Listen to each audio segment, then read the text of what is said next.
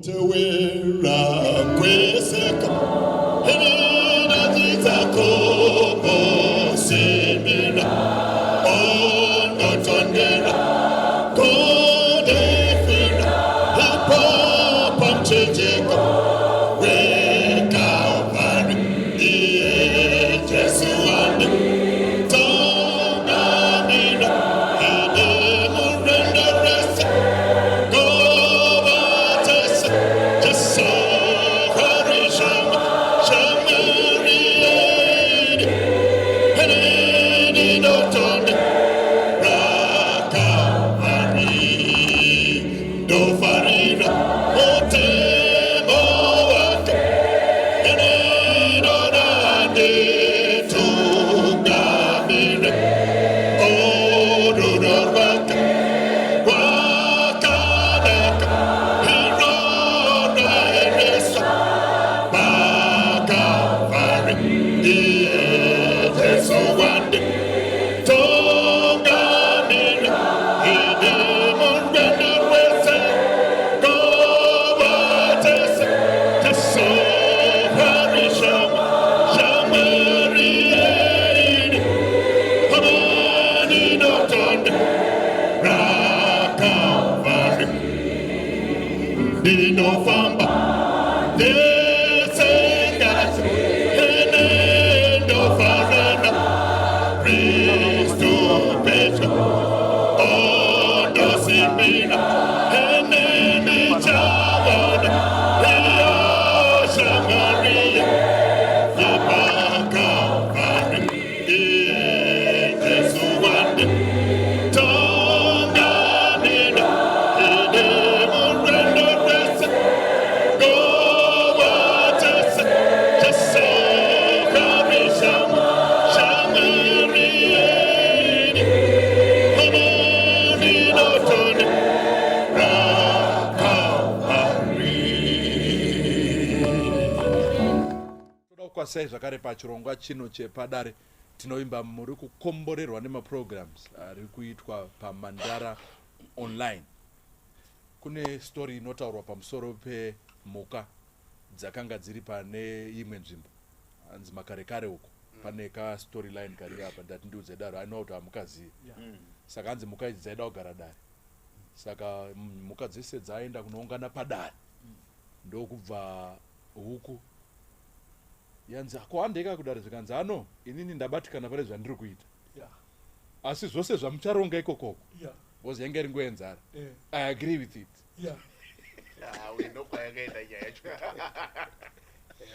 Saka resolution yakazoitwa padare ndeyekuti takutochekeresa huku. Saka asiri padare ndiye anoti ndiye anochekereswa. Saka toda kutenda nekuwa padare muzuva ranhasi. Ukasavapo ndiwe huku yemusiwo. Saka toda kutenda nekuwa kwenyu pano. Satapinda munyaya iripo nhasi regai tikumbire humba tivhurire nemunamato. Baba wedu makanaka muri kumusoro kudenga. Tinouya pamberi pechigaro chemutsa wenyu chinokosha chinoera chitsvene. Ndo pachitumbu cheupenyu hwese hunorarama pasi pezuva. Ndo panosvika minamato yagadziriswa nomweya mutsvene.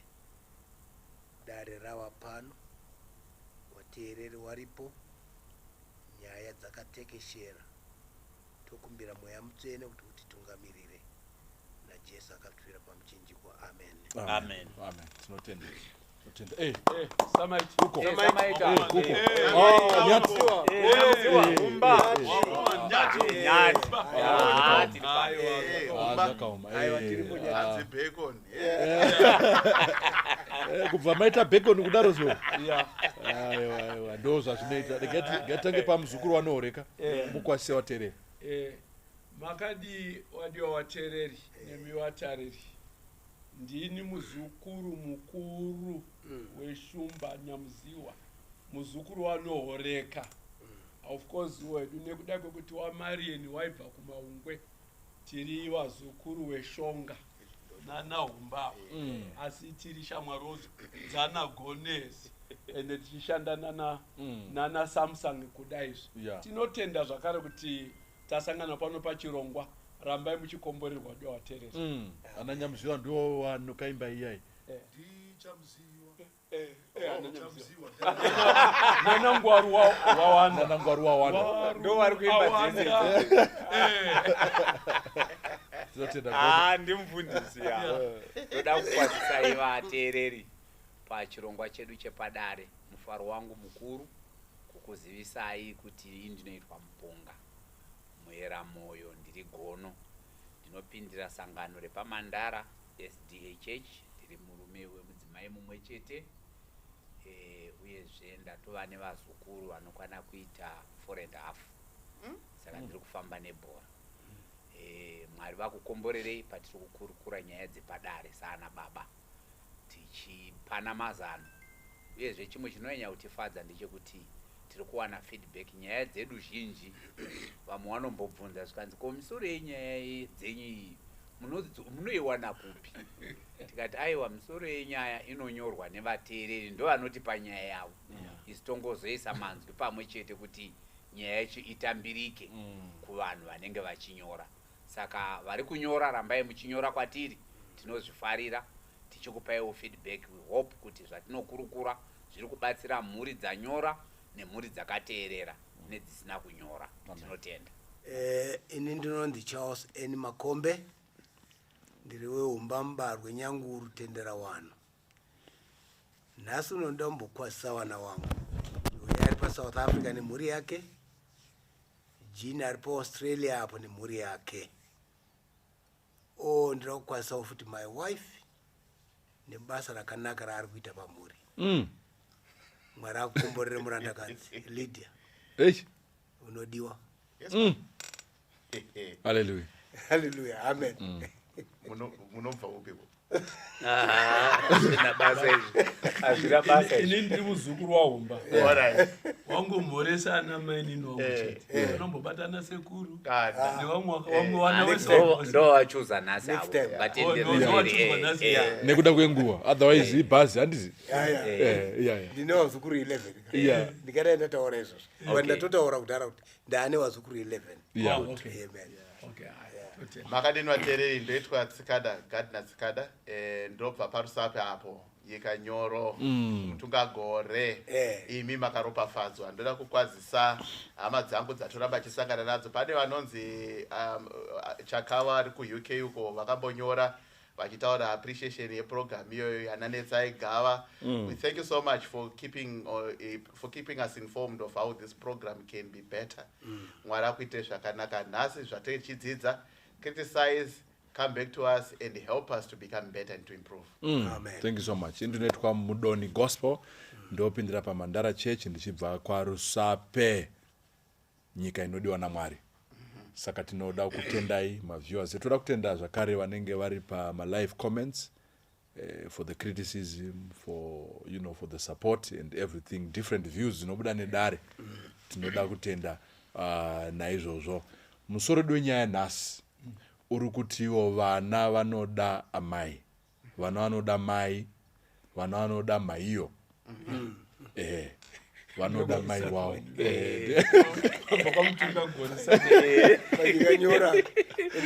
Kunoitwa zvakadaro. Vanoda maiyo wavo. Saka ndio nyaya iripo nhasi. Ngatikumbire Nyati mutiverengere nyaya yedu. Iri kuti kudini? Munhu yaakanyora achitanzi ndine mubvunzo kudare. Sei vana baba tisingambotengerwiwo nevana? Ndakarerawo vanhu. 2. I have a wife and together we have 3 kids. Mazuva ma 3 kids guy. Vese vabva zera. Vave kumabasa avo nedzimba dzavo. Mumwe atori mhiri kwemakungu. Asi chinondinetsa ndechekuti vana vanongotanga kutengera mai vavo every time. Handisizivi kuti ngei. Even kune uyo ari kunze kwenyika uyu anongoti mai madi mambouyawo kuno kudiaspora ndambokuchengetaiwo. Ko iniwo kumbotanga kungondikokawo kuti ndimbouyawo. Sei achingotanga kukoka mai vake? Ndakamboda kuti ndinzwe kumabhuru angu kuti kwawo zvinombodii. I found kuti vazhinji vemabhuru angu ane problem iri similar. Over concentration yevana kunana mai vavo. But isu vana baba dololo. They ovati kiki. Then ovazotanzi chi pa generation yamazuva imbotibatsirayo. ya kuchengetwa kwamudhara kwanetsa Padare kwakonzeresa noise. kwakonzeresa noise. Rega tinzwe vhesi redu. Yes, yeah. Okay, vhesi ratapiwa riri kubva kuna Exodus 20 verse ya 12 iri kuti hanzi honor your father and your mother that your days may be long upon the land which the Lord your God is giving you. Eish. Honoring. Very clear. Fundisi. Watereri, I think vhesi riri kunyatsotisira pachena kuti izo munhu wega wega kuti unge uripo wakazvagwa namai ukazvagwa nababa, nokudaro hatigoni kukoshesa side rimwe chete because it took two people kuti unge uripo.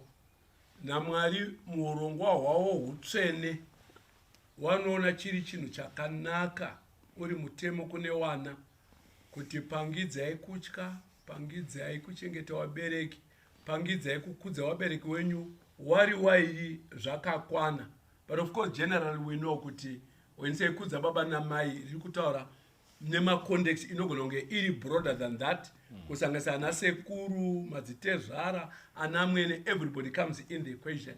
But hurukuro yatinayo nhasi specifically Mwari will be more pleased kuti baba wafile kuti wane place in your heart in as much as mai already vari kufila kuti she occupies your heart. Ivaini vabereki wenyu vari wairi mumwoyo menyu, this will be a great blessing kwamuri and it's a promise iri kubva kuna Mwari. Yes. Ya, kono. Katibva tatongoenda munyaya yacho ka. Yeah. Mudhara akuma uyu. Yes. Zvino hazvina kumira mushema. Ari kuda kukwira ndege. Kazhinji vana mudhara vanogara vari pamataiti zvavo panyaya dzakadai. Yes, mufundisi waitsanangura zvakanaka chaizvo kuti vabereki vese vari vaviri vanokosha ndizvozvo, but tinongoona kuti dzimwe nguri mai vane ka leverage somehow, maybe zvingori natural here kana even dare riri panapa dai taibvunza kuti ukadzidhara apa mai apa vawakamhanya navo zvakanyanya ndevapi, tinotoonekwawo tiri guilty. Kuti pamwe taitadza kuenzanisa, but zvinofanirwa kuti zvidaro. Maybe tinogona kutarisa hedu tichiti ndoda kungoona mibvunzo iri panyaya iyi kuti mukuru uyu ari kuti takarera one.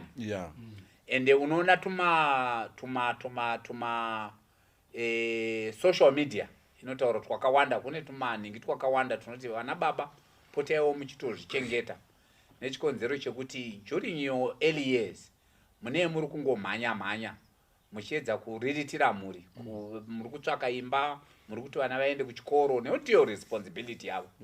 And kazhinji kacho pamunozoti mapenjena vana vese vakura vane dzimba dzavo, and imimi hamusina simba rekuzviriritira yourself, urwere hwakuwanda, manidzi akuwanda, kazhinji kacho iwowe unozosara wapachena sababa.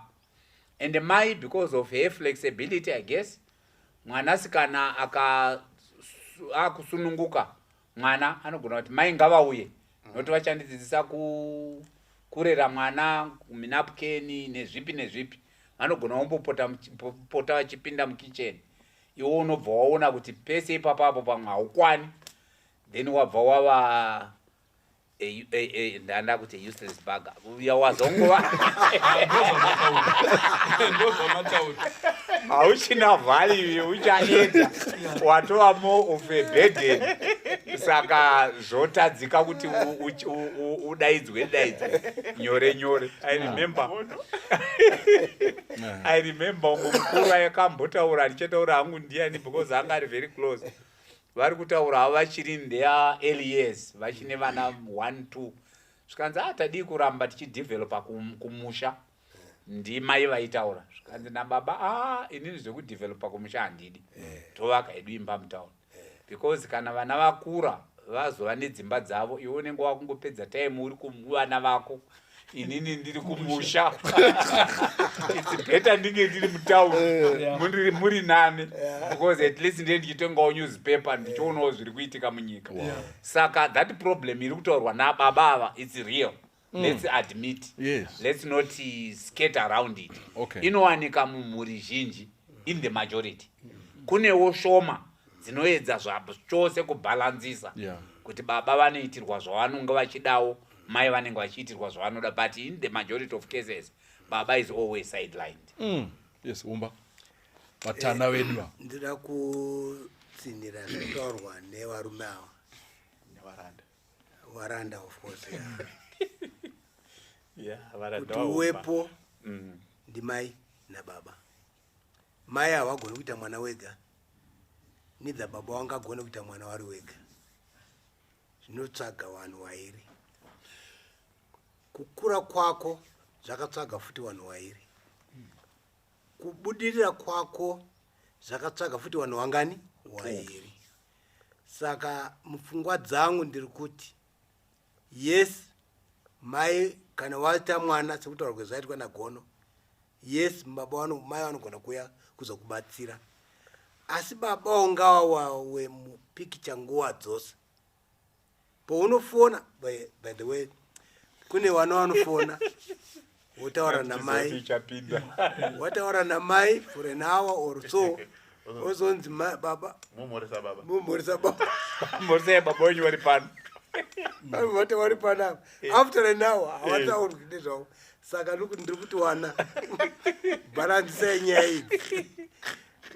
Ndara munhu. Iyo point. That's a point. Makutozviona were nyati unombozvi experience. Ndotomboitawo. So ndiri kuti kwamuri wana zvakakosha. Ukaona mundaraunda yakukomplaina ka kune zvizhinji zvatisingazivi zviri kuitika behind the scenes nevana baba vasingadini vasingapindi mupicture. That's powerful. I wanted to just say kuti ndisingadzokorodze zvabva kutaurwa. I wanted to say kuti I think kuti this letter iri kungoisa pachena realities of life. Oh yeah. Pakutipo you know, someone said to me kuti as people age, I want to ask maybe Umba vanogona kundipindurawo on this one, maybe a few of my friends here. As people age, my best friends nezvimabhururu tend to shed off. Correct. And munhu anogumisira kusara aine core family. Really. Correct. Kureva kuti pazera raumba iri, he says he's 83. Pazera irorero, yes, shamwari dziriko and so on, but concern yake is more nevana vake, family, vazukuru, ndo dzaashamwari dzake. Saka kana uri at that age, tichiti shamwari dzako ndo vanhu ivavo, and you are not getting the warmth, yeukama, the attention, yekuti ndine shamwari yangu handifungawo, ari kundifonera. Yes, I am a parent, but I need to be loved. I need to belong. Yes, ndiri mukuru hangu wene, but ndoda kutaurawo tunyaya tudiki-diki. Ndichiwawo part and parcel ye general life. Saka I think kuti zvekutaura babawa, it's the problem of how lonely it can be. As people get old, we may forget and think that Mandara has enjoyed the prime of his life. There are things in life that go beyond just a ticket. I don't think it's tickets that we are talking about here. America, but it's just kakungoziva ngoti vana vangu vanondifunga. Okay. And I can comfortably be around my kids and be happy with my kids because that is what matters to me. All right. Regenduwe pana Shumba. Paatanga mukuru wangu mutanawo ari kuti iye vanotengera mai wavo iwo vachisara. Ati anotanga kutengera mai wavo. Okay, vanotanga kutengera amai avo. Anditi ndo wanzofarira paipe pamuno gati mbotarisa rimwe side muchidai. Yes. Gatarisa rimwe side. Flip side, yeah. Yeah, the flip side of it. Yes. Yeah. Anditi apana here pane element yekuti besides zvekumabasa and so on. Yes. Apana here influence ya mai drawing these kids kwavari Yes. more than kuna Mandara. O kutadza kwa baba kwanga kuchiexposewa as they were growing up. Yes. Baba wenyu anukadai. Baba wenyu akadai wakadai. Exactly. And vana vorerekera and sympathize Yes. more with their mother Yes. in everything that she might want. Ya ini samaita eyo ndingati maroa dede nemukanwa eyo nyaya iri kuitika panapa yatoda kuti tinzwisise family iri kudevelopa kubva tiwana tikoti first born tichikura panogona kuita effect yekuti baba vanokwanisa kurana yatingatiyo transactional relationships. Yes. Yekuti I work, I give, you receive. Saka kune mwana kukosha kwa baba ndiko kuti ndaona school fees. Kukosha kwa baba ndiko kuti ndaona chekuti. But mai vari kurana a relational and emotional relationship in an attachment. One kuti pazvotangira zvacho it's and sometimes it's made by nature. Kuti mwana achagara kusvikira pa 2 years vamwe akuya mazamu ramai wake. Saka zvinounza that natural bonding, a bonding to let this primary caregiver. Saka vana psychologically nature has told them kuti your primary caregiver ndimai. Baba vachaenda kuJoburg, vachaenda kuDRC, vachadii, vari kushandira family.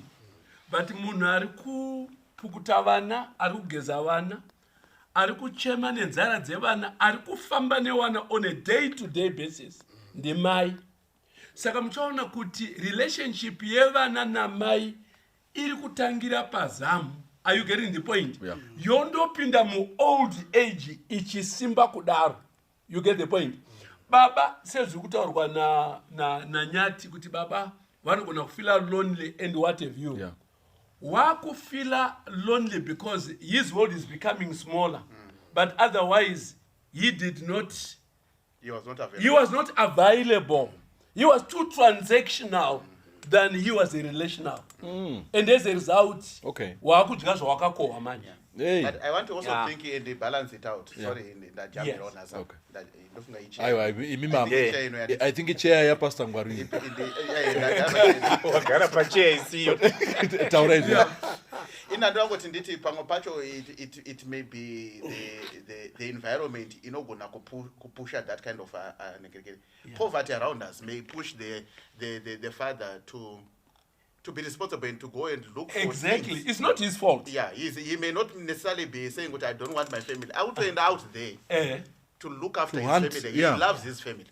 Yeah, but maybe the challenge here, which I'm hoping we are not going to watch, is then what's supposed to be happening in his absence. Baba waenda kundotsvaga zvekudya zvemhuri. But mai ndo wasara vari manager wepamba.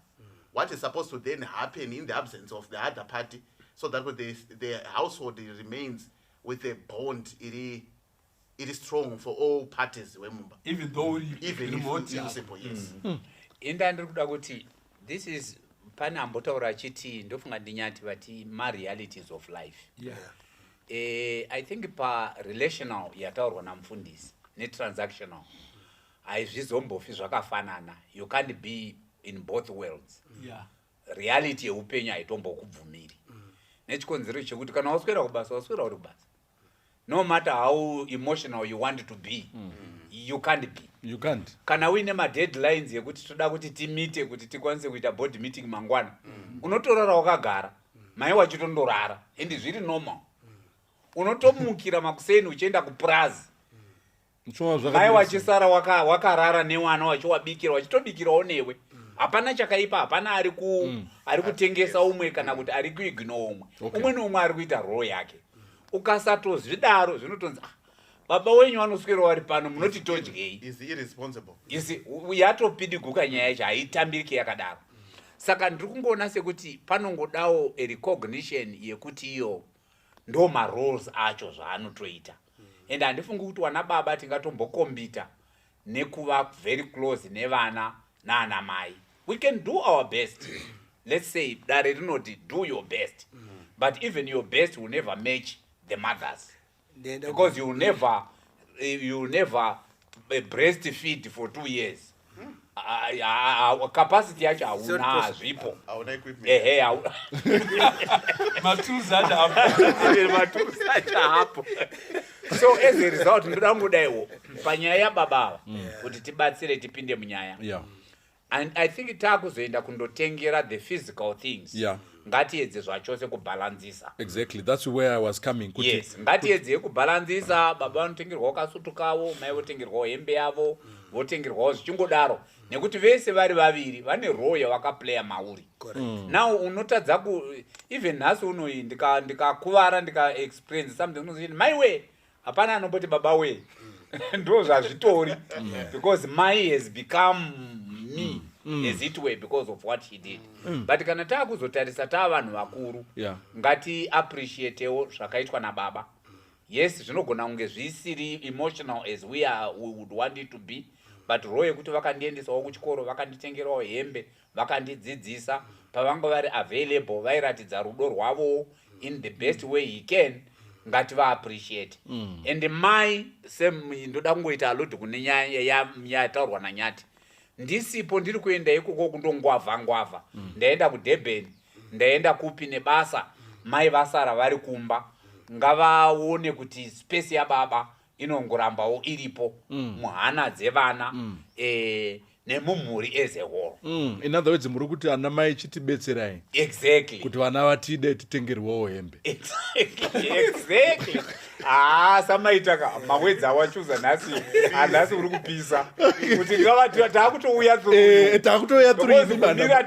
Aiwa tikwanisi. Kana musipo tinoparara. Nekuti matuzi acho tatisina. No, I think. All right. Umba muchipindura kam. Ndachida kuti ndiende apa mubva mapindurana apa motaura zvamuda kutaura. Hanzi asi chandinetsa vana vanongotanga kutengera mai vavo every time. Ndenge ndambonzwa sekunge kuti wamwe Padare vari kuti it's natural.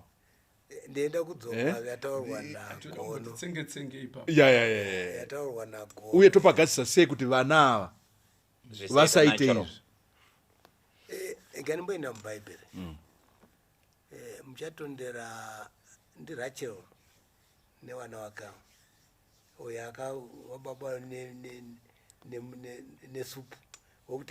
Aiwa Rebecca akanga aine vana vake Esau na My mothers are very influential. My mothers edai. Wakataura Jacob zvikanzi teerera. Ataura kuti ko baba vanozoti kudini. Zvikanzi teerera mwanangu. Siyana naye mudaro. It's biblical, you know what I mean? So inindiri kuti wana baba wanokosha. Ndoda kuti wana mai wati kana baba vari kungwavha wataurire vana pavanenge vachinge vaina wavo kuti munoona baba wenyu vari kumhanya kutaura kuti zvinhu zvinake mumba muno kuti mugare zvakanaka. Tigare zvakanaka. Tigare zvakanaka. Wakaramba vari panapa tinofa nenzara. What to appreciate what the father is doing is worthwhile for the family. Do you get what I'm saying? It's worthwhile for the family. Because mai vari parudo ini ndiri kuuya nechikafu chekuwapa tese we are contributing equally emotionally, because kana ndakuenda kundikuwavha I'm doing it emotionally for the family. Ndo maonero angu inini ndiri kuzviita ndakaperera kuti I love my children, ndo saka ndiri kuita izvi. Zvino kana wana vasingasazotarisi izvozvo ndaapa tight. Ini ndenda tight. Saka ndiri kukumbira kuti zvataurwa nemurume uyu kuti izvo vanotanga kutengera mai. Zvinenge zvakanaka ndezvi. Mai watengerwa dress, baba watengerwa kana heti, zvakangonaka. Munzanaka. Zvouya zvese pamwe chete. Okay. Ndo zvandiri kuedza kusuggesta kuti wana vari kuteerera this program manzwa zvataurwa nababa kuti wana wavo vari kuwa sideline vachitengera mai. Handizivi kuti pawazoti wanotanga watengera mai baba wanozotengerwa here. Shona yacho ndo zvaikutotaura because vati vanotanga which means havari kuzowana vanozoona zvine basa rei because saka saying ndeyechokwadi kai yekuti mimi varume kana machembera imimi hanzi pfungwa dzotanga kuita kuita dzemwana mudiki dzekuti mwatengerwa switi handiti inini ndotoridawo hamusi maakwenda ikoko here watana ndechida kuendeka engola ndechida kuendeka engola amene kuti wamwe watana wangu wanozoona sei panoita problem yekuti izo wana are not blind spectators mufamily kuti wari mumhuri wari kuspectata relationship yababa namai. You get the point? And baba waka manager mai wewana zine rough ziri careless zvekuti vana vanoswera munhu anoswera newana and vanoswera namai vari kuona misodzi yamai. They are in the tears of their mother. Zvinoita, there is this psychological sympathy and compassion inoitika force inounzawana to their crying mother. Okay. Zvekuti nekukura hongu baba menge muchitipa muchidini and what have you. But we have caused so much pain to our mother. We have to identify and bring solace and comfort to this particular woman. Zvekuti without them knowing, she becomes the default parent. Because she's the one who has suffered the most under the hands of this man. Okay. Yeah. Idikuti vana vangoti isusu tine vana wariku overseas. I'm not suffering the same fate that this man suffers. No, do I? Tinotumirwa matickets wabereki chiuyai wakwasha wedu vanotidaidza vanhu vedu vanotidaidza toendeswa totengerwa hembe tese. We have never competed and they have never caused us to what? To compete. But ndikuti maybe it's out of context panya inei. But again, it will connect the generality of men. In our prime stage, tine ropa, tsinga dzinobuda ropa, tine masalary, tine mari, tiri ma go-getters and what have you. And sometimes you feel like wakadzi vano ndida and your wife is at home suffering with the kids. You are creating a very strong bond iri biased toward their mother. And tazoti kurei uku, we begin to face that reality. Kuti I really pushed myself out of the family. Now I want to come in. And you are now coming in at a stage when it's already drawn. Isutiriwa mai, baboka kosha ho, but mai ndo wedu.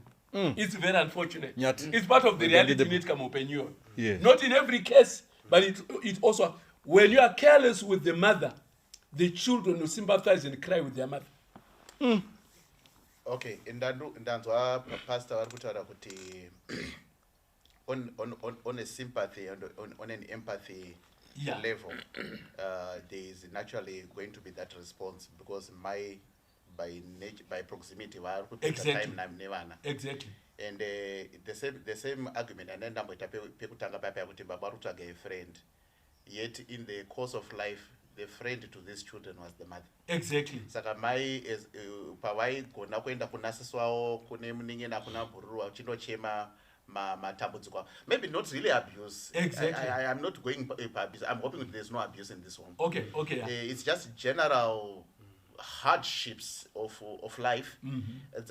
Mwana arikuda mari yekuti abhadharirwe karate lesson or music lesson kuchikoro. And Mario haipo baba wenyu vakaenda vana kunditumira mari. These pains, these tears that the mother is the anguish of daily living you are talking that she is going through, those who can't now. Saka later in life, because of that bond of the hardship, journey famba together. Exactly. The children and the mother have a common path in life. Yes. Together. Vakatambudzika vari vese zvakango, you know, in Zimbabwe we talk of we don't understand my own veterans. Yeah. But because vakapinda mumakwenzi vari together, they understand what they are talking about. Hondo yavakapinda nayo. Saka this is for me, I think this is a way where the tire meets the rubber meets the tar. kuti mwana ari kuti shungu dzake, when I grow up, when I make money, I want to make my mother comfortable. Yes. I'm going to do whatever I'm going to do to Exactly. make my mother comfortable. So it's a goal of life. So in my parting remark on this particular one would be, there should be a correlation between giving and the friendliness, my affection, Vanoda, and my ability to give towards that. But Vana vane a bond, it is very strong na mai wangu. Saka kwavari is the first point of affection. Mai wangu akatambudzika, saka can I do something to help? Baba vanozorangarirwa kuti oh sorry ndina mudhara futi, let me also. Yeah. And then Baba is beginning also to see that. One way afterthought. Yes, there seems to be an afterthought, but it's because I don't think the children hate their father. No, they don't. But it's just a trajectory of thought process. Yekuti munhu andinaye wandinaye mupfungwa pangu mumwoyo mangu. Mai wangu akatambudzika nguva yakareba. I need to do something to make a life. Exactly. Ndenda So- kuuya ndichi gono just sorry differently. mama mbotaura rega ndozoya pamuri gono mumbotaura Right. Maite ndoya pamuri. yes, ndandichida kuti I think mapoints ari kutaurwa naNyamuziwa naNyati I totally agree with.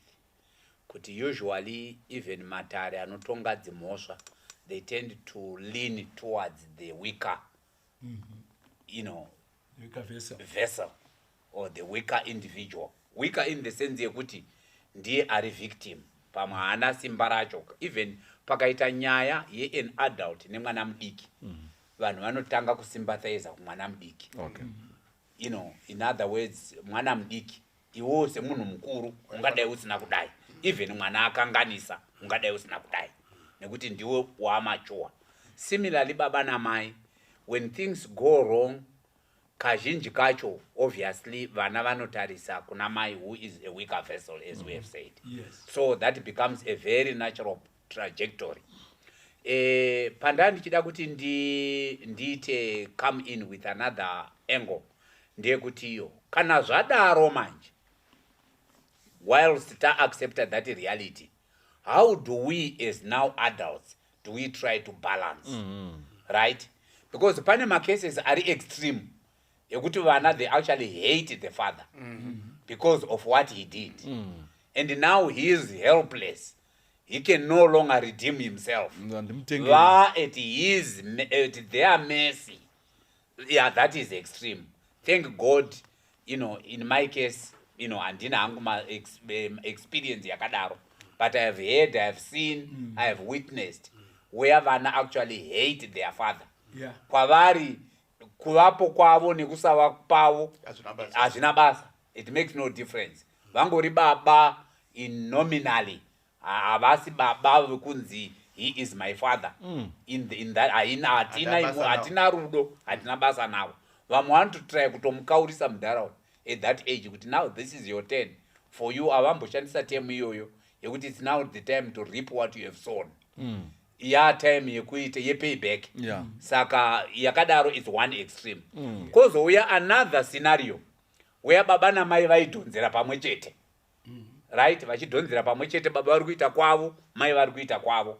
Vana vaya vakura, vane upenyu hwavo, obviously hwaanane kudarika baba namai. Ndo patiri kuti ipopo, if that is the scenario, surely let's also take now the weaker vessel is now the father. He's now the father. Anditika, let's also balance. So that hapana chekuti tiri kuretaliate kana tiri kusympathize. Aiwa, mai vaingoita rutirwa usa mai ndo vanowacha hembe, ndo vanoaina hembe, vanomeka sure kuti vaisa lunch box. Nhasi uno vari kungokondinya, vari kuita izvozvo vachiitira kuna baba, vana vakura. Vanawo ngavachimeka sure kuti baba is not isolated. Ndiri kutaura of a situation where pasina all those divisions, all those hondos, then I think that is the way to go. Humba because tukuenda panyaya yedu saka ndada kuti tingobata pane tumubvunzo tobva tangotipindura as we go. Because paati asi chandinetsa vana vanongotanga kutengera mai vavo every time anditika solution yamanga mambopa mati mimi wose wotengerwa kamwe chete. Ndandita ndimbota comment a little bit. Pane zvataurwa nauruma. And I'm not disputing what they're saying. but where I have a problem ndeyekuti kana vana vapa stage yekurevenge zvawakaitirwa, it's evil, hazvina chikomborero.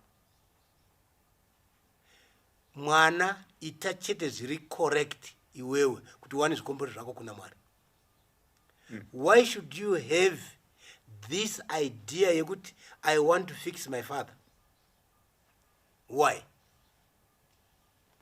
Ini ndiri kuti look, baba pane zvawakaita, I think wampungo wanyaso waisa futi pachena kuti look, kana paine zvakakanganisika, don't revenge, do good things, Mwari anokukomborera as you go along.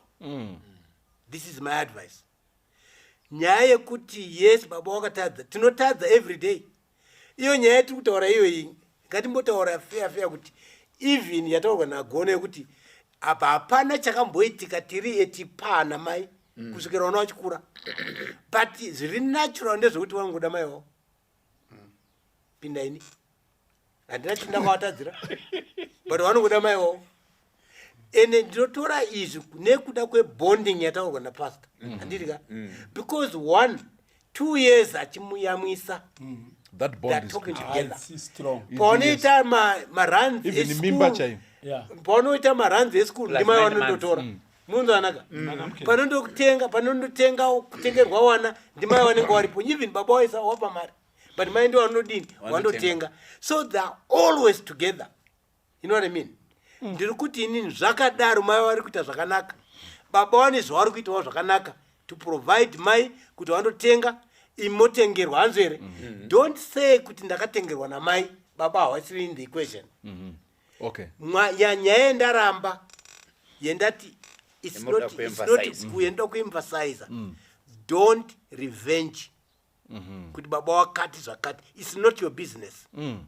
Ndera Mwari ivo. But Yes, sorry, yes, Samaita.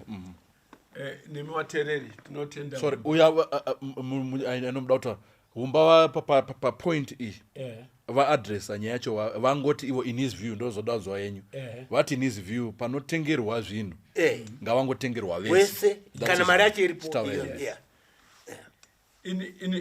Let me give first hand your experience, because I think tiri 3 gono umbaneni tamo age yoyo and tine wana wari overseas. age yekuda kutengerwa zvinhu and so on. Yeah.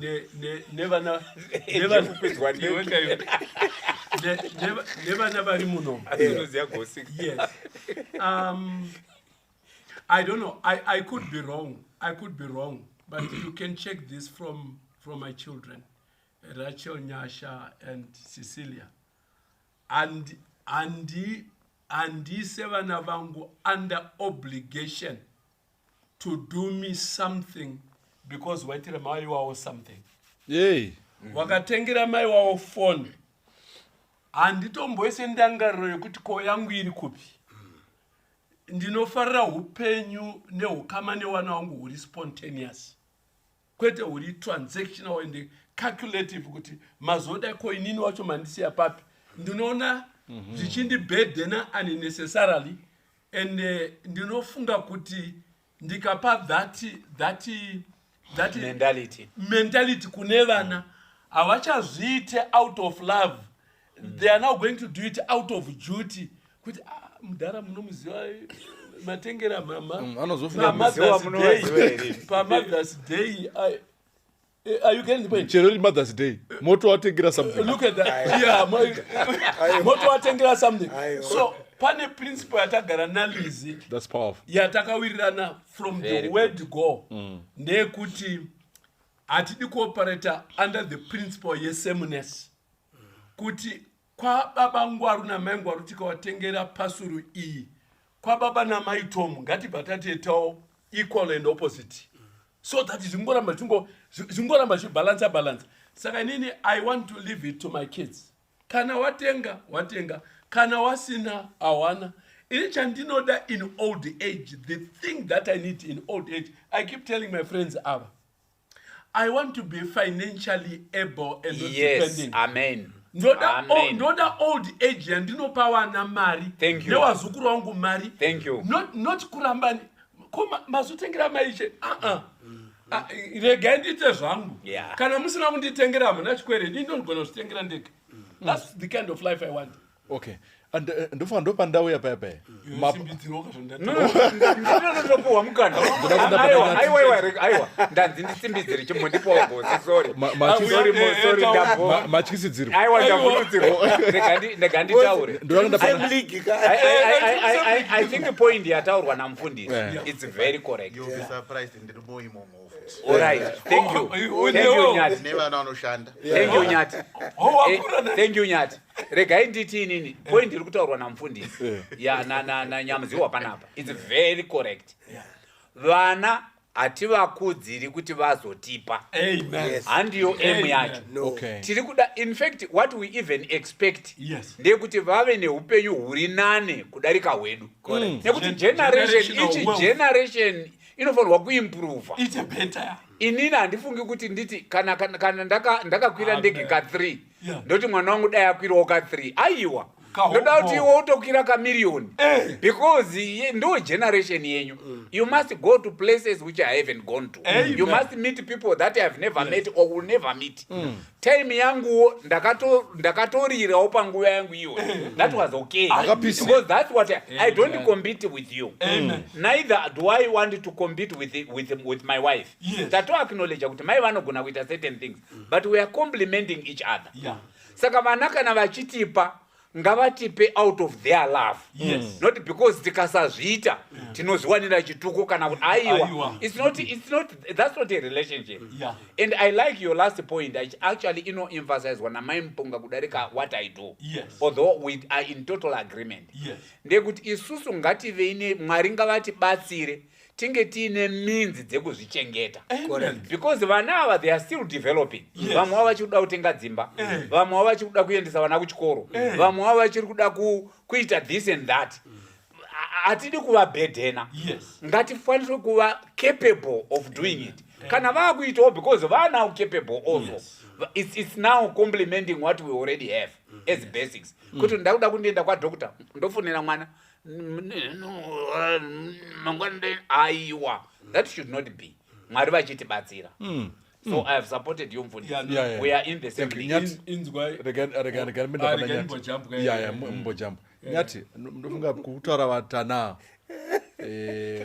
vari kuto vaipidigura manje vakutoti no ufanira kutozvichengeta fana ngochitozvimiririra uine tunhu twako une twuro twako iye ngaatengere vana wake iye nyora tsamba.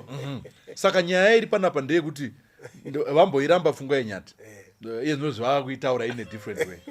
Pandati varume vari kunzi vakakura pfungwa dziri kubva dzaita kunge dzevana vadiki handitika vodzokerawo pakuti Susan atengerwa ice cream kwenini handina kutengerwawo ice cream kunyangwe iye aine mari inokwanisa kutenga ice cream but aroda kungotengerwawo ice cream sezvaitwa Susan ndo because murume yabva atara nyaya yekuti amai ndo anonzi uyai kupi kudiaspora taapa diaspora manje handitika iwo vari kudini vari kundisiya ndiri kuno ndichikungwangwaya nezhara. I think kuti if I was going to summarize what I've heard, particularly the last few comments, the process of value creation, creating my values, mukati member, it's not an event; it's a lifetime experience. And also, kuti ugone kuzosvika pekuti parutaura navangu ari kuti ndoda kuti ndisvike pekuti I am self-sufficient ndinogona kuzvichengeta. Those are things that you embed in your lively, kufamba your processes through life. So I think what maybe pamwe munyori paari kunyora achiti mai vanotengerwa, obviously it's symptomatic yekutoshaiwa kuri kutongoitika ngoti haasokwanisa to do the basic things to saka are particular about small things. Murume who has spent his life doing certain things, hoping kuti maybe that shona idiom inoti chirere chikokurera will then come through. Ndo chechiri mpfungwa mangu ichocho. Zvimpfungwa mangu izvataura. Exactly. Yeah. Okay. But chire chigofurerawo. I suppose kuti ndopanga ari kuda kubuya. Mira akatsika. Yeah.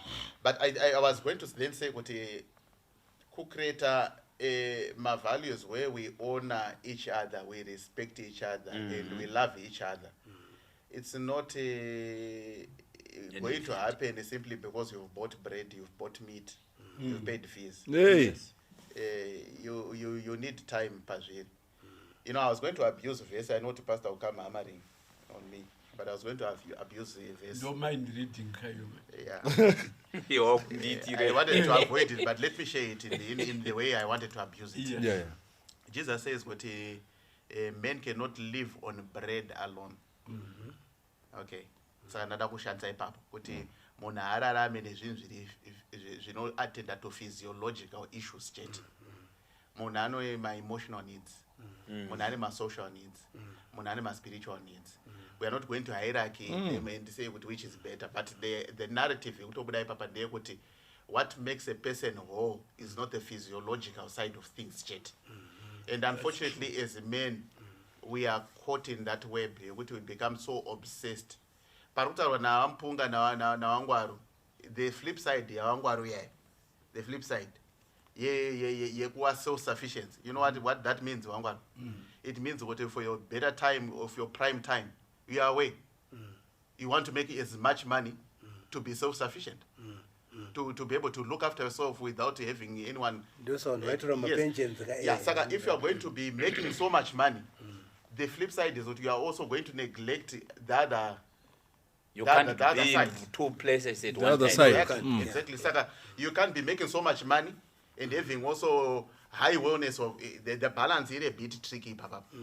Saka, I think what fungwa I tend to doubt the there should be a healthy balance to all things in life. Make as much to look after yourself, but also be attentive to the things that may also give you an happiness mangwan, implying what you want to look after yourself. Thank you. Thank you so much. Takwenda kuno. Yeah, ndenda kuti muite look broadly. This subject etukutaura panapa iri kutaurwa kuti affluent people. Ndataura na chirungu. Kune affluent vane mari. Vane mari. Who can afford. Yeah. Tiri kuti isi takadzidzisa wana not to look after ourselves. Kune vari kudzidzisa wana kuti wazovachengeta mangwana. Ndizvozvo. Ende hapana chakaipa. Hapana chakamboipa. Yeah. So let's touch all those. You know what I mean? Zvingaite zvakadini zvakanaka. We don't know what level this man is. Yeah. So I mean. All right. So murume because iye chada kubetserwa tsamba. Tautaura yedu tidaiso.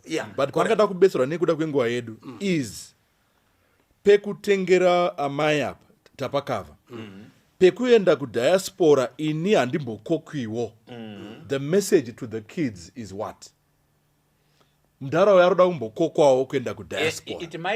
It might appear like I don't know whether he is referring kukokwa chaiko ngoti baba mbouyaiwo kuno vachizvitengera vega here kana kuti neticket racho. Saka both izvozvo zvakanaka. Because he also wants to enjoy. He also wants to go and visit his children. And see vazukuru vavo. Exactly. Kwekungoziva kuti sekuru vari kuzimbabwe, that's not good enough. Ngavaendewo physically. Yes, vanogona kuenda ikoko vachinogarawo depending nesetup iriko. Vachindopedzawo sometime vari ikoko. Vodzoka havo kumba kwavo. I think there Vana ngava pay attention to that. Thank you. But sekuru vakavha already very adequately. Kuti issue yekurevenge haisi pachikristu. Handicho chikristu chekuti akadaiwa kakanganisirwa nababa chimuneglecta mudhara iyo chimusafisa chimuita so akasike kufa hachisi chikristu. We are not there to support that. Number 2, vana ngavaedzewo kuti baba namai vauye vese. Vauye vese vachiona vana vavo vachiona vazukuru vavo vachitoa exposure. Vopedzawo tumazuva twakati kana vari vazhinji vavo vari kudiaspora kana vachine vana vadiki vanenge vakuda futi kushandisa muchembere uyu ndakushandisa wedhi riri ranzi abuse kushandisa muchembere kuti achivarerera vana ivo vachimeka mari. Correct. Handiti at the expense ababa manje who is now lonely on his own. Pasina chakamboipa chiripo but vakutotora advantage yavo as opposed to kuti vange vari pamwe chete. Saka I think ipapo panoda kutariswawo zvakare because vanotokonzeresa kufa kwemudhara uyu prematurely because they are now ignoring you. Thank you. Rega ndipesire na mfundisi ndichapesira nemi because takutovhara rega ndiende pana Nyati tongodaiso mufundisi wozovhara nezvimwe zvese zvawangade kutaura imimi because Nyati ndoda kuti muzongopa mupe solution kuna baba ndo wanyoraka. What advice can you give him? Well, ndoda kuti kuna baba, but I want to also speak to kuna baba wachine mukana. Yes, exactly. Kuti vasazosvika hapo. Isusu. Pekuti kukokwa overseas kutenga ticket chinodhura kutenga ticket tinogona kweretwa tinogona kutengwa. Unoita problem yekuti ratengwa why ikoko you can become miserable because uenda kune vanhu vasina kukamana. Vasina kukamana newe kunenge kuchikusvota vachienda kumabasa kwavo wavo unosara uri a prisoner in a home. Saka you want to create a relationship so that kuti kana wakuenda overseas uchiendeswa kunzvimbo it becomes meaningful and becomes also very fulfilling. Maybe kuna baba, what I would suggest is what I think what I hope I'm not insulting. I don't think he should be petty around issues, and then look at small issues. If it's really a big matter, things that are being bought from Mzimaya, maybe the fact that it may be an opportunity. He can also use that opportunity to then show manidza vangaita kune vana. Then also kunana mai, maybe since yeah. Kunana mai, I would want to suggest that there is a language that is used in the home. It important. Vakamusha. Protect them. Ngava we affirmative. Yeah. In their speech. Kana paine my issues are between mai na baba. Way possible ngai handle at that level. That's why mai na baba is husband and wife. Yeah. Vana ngava shandisiwe as a bait and as also as leverage to get issues done. Because you get that kuti ana mai anogona kushandisa vana as a weapon. Watoziva kuti vana vaneka leniency towards. Thank you. Ndo naenda pana bumba gono mama taura then ndo panda Andichapo chanzi ngokongolo. Rega nditaure kune murume uyanyora uyu. Wana mai vari kukokwa kuenda uko. Ndikupa example umwe mai akakokwa. Baba hao wakasara. Mai wawa pawanga wakuzopa testimony unzi dzangu dzakange dzakuda kutacha nezvawakasangana nazvo. Mbozi vanenge vari wega yataurwa naye vachingooneswa wana vachingonzi macartoon ndakapota ndakuda kupenga. So don't wish hama yangu. I've gone through that yekukokwa ndichitoenda but you become miserable even uri ikoko. Thank you. Gono chitaura ndongotaura one yekungoti regaiwo mukuru uyu ambo experience izvozvo. Musango muvharira achiri kuno. Ngamboendawo ondoonawo setup yeikoko. Izvozvo kungofambawo mumaraini achingotaurawo kuti ano ndakamboendawo kuvana kumhiri. Ombozotwawo ikoko. Ari ikoko zvakamunakira. Thank you. Mfundisi motivharira. In summary, what have we said? Have we answered the questions raised by this man? Yes. Inini rega inditi ndibate first kune wana. I'll be very honest with you.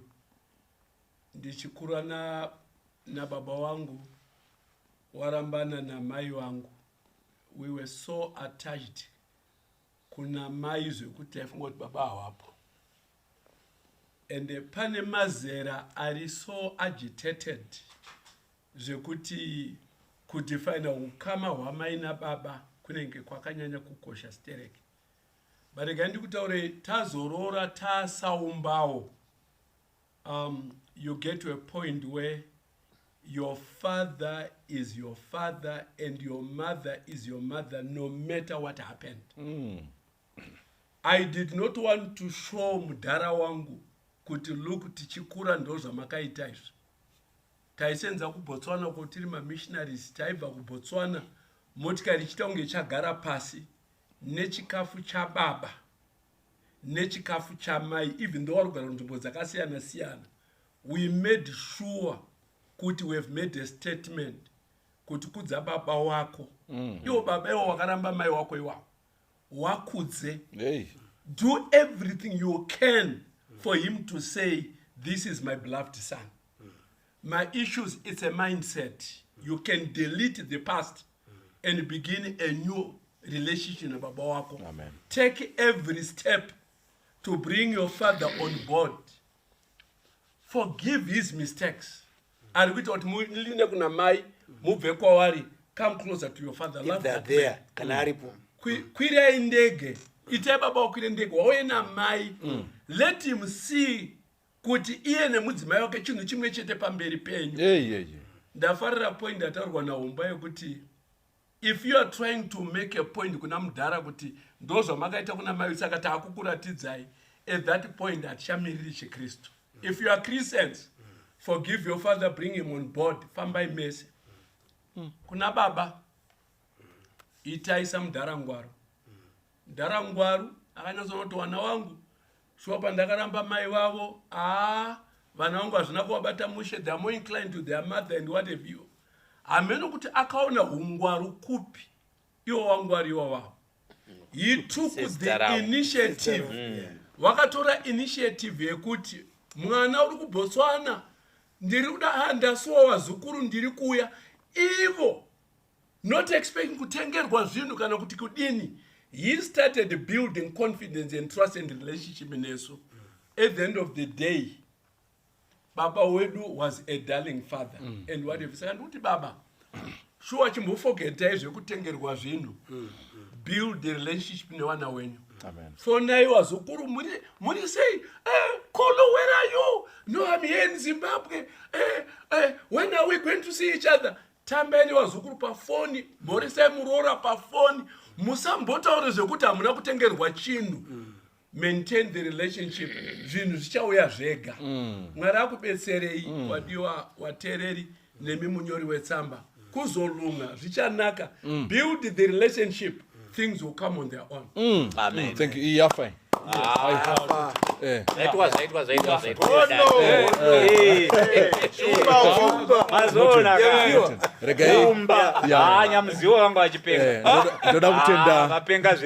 Ndoda kutenda watereri nenguva yatava nayo. Regai tudze vatanawo tisati tavharira. Something that they don't know wechikura. Paya panoya vana. Wobva vakuti makagara mava mapiwa 1,000. Amai vapiwa 5. Imwe 4 yavanga vapiwa kuseni. Kana matu modzi 1,000. Saka toda kutenda.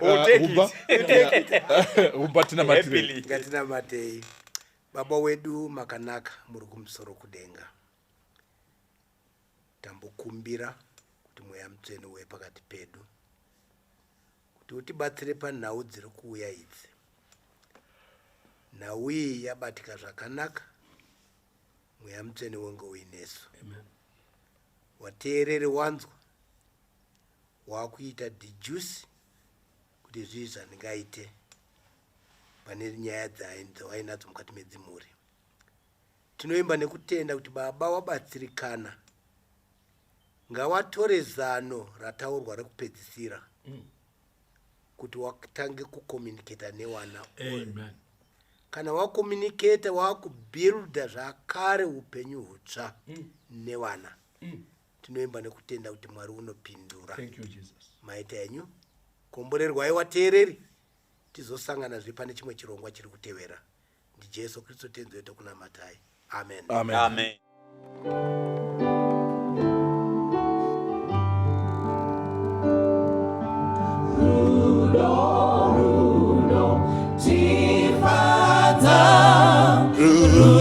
Ona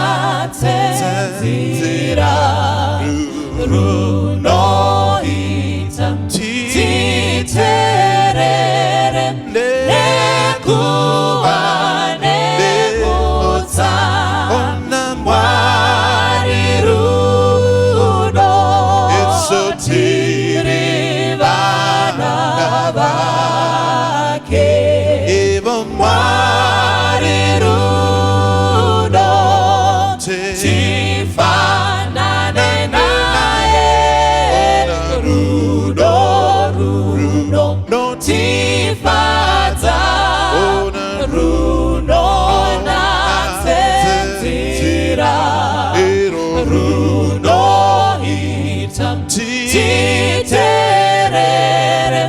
nekuva nebutsa pasiride urombo kurwara nekufa